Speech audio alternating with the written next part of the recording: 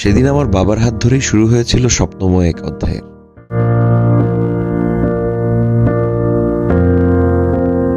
যে অধ্যায়ের শুরুতে ছিল হাজারো প্রশ্ন আর অজস্র প্রত্যাশা।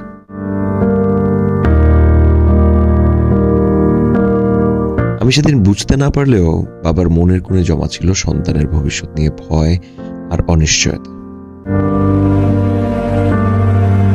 বাবার সেই অনিশ্চয়তা কিছুটা কাটে সাধারণ একটি স্কুল ব্যাগে।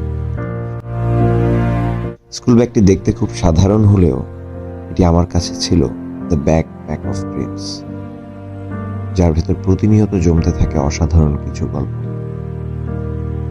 আর আমি সেই স্বপ্ন কাঁধে নিয়ে ছুটতে থাকি বাবার দেখানো পথে, যে পথে বারবার ভুল করেছি, হোঁচট খেয়েছি, আবারও উঠে দাঁড়িয়েছি।